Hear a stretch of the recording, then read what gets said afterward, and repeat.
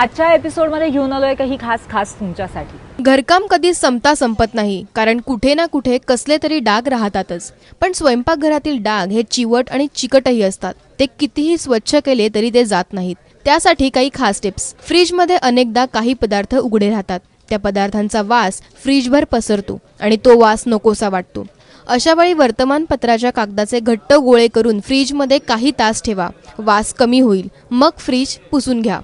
ऑफिसला न्यायचे प्लास्टिकचे डबे हळूहळू तेलकट दिसू लागतात आणि त्याचा तेलकट वासही येतो। त्याचसोबत डब्याच्या झाकणावरील डाग देखील निघत नाहीत।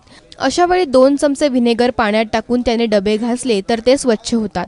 मायक्रोवेव्ह आणि फ्रीज पुसण्यासाठी 2 चमचे व्हिनेगर, 1 चमचा बेकिंग सोडा एकत्र करून स्पंज, कापूस किंवा कॉटनच्या कपड्याने पुसल्या तर या वस्तू स्वच्छ होतात।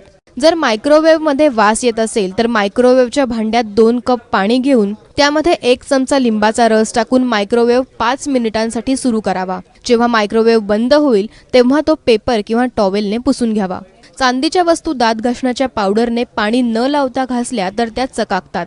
सिंकमधील डाग काढायचे असल्यास गरम पाणी सिंकमध्ये ओतून घ्या। नंतर त्यामध्ये व्हिनेगर टाकून बेकिंग पावडरने ते स्वच्छ करा।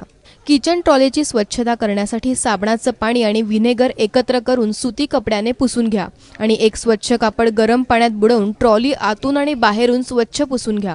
किचनच्या फरशीवर चिकट डाग पडले असतील तर फरशीवर ब्लीच टाकून ब्रशने घासून घ्यावं आणि गरम पाण्यात व्हिनेगर टाकून ते पुसून घ्यावं।